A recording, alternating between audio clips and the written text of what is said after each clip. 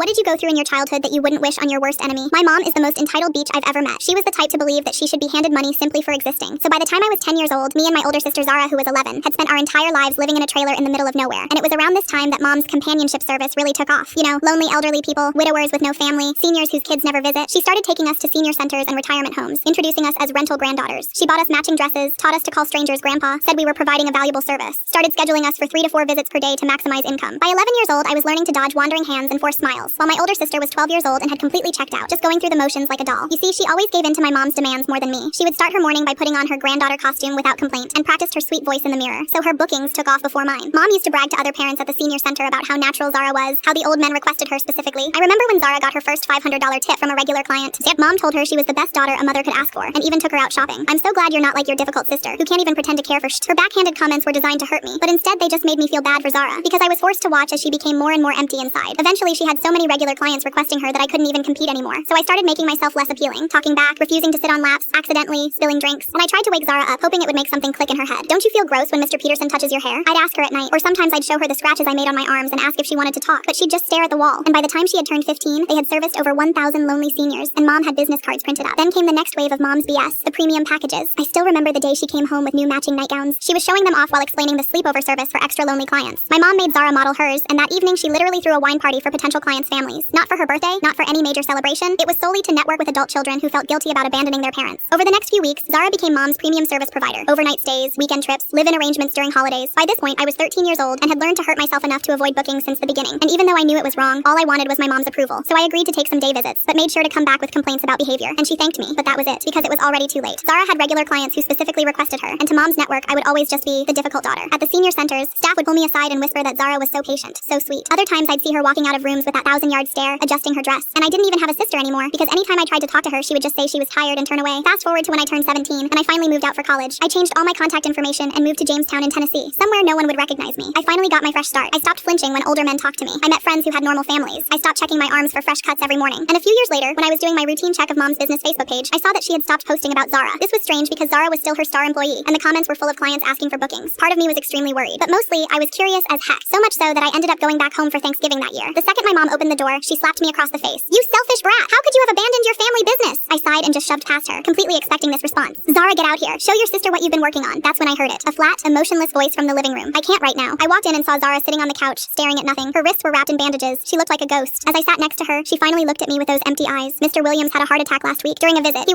was. She couldn't finish. Her words were hollow, and she was practically catatonic. Mom says I need to be ready for the memorial. His family wants me to speak about what a good grandfather he was. I was ready to make our mom pay. Full story on channel, link below.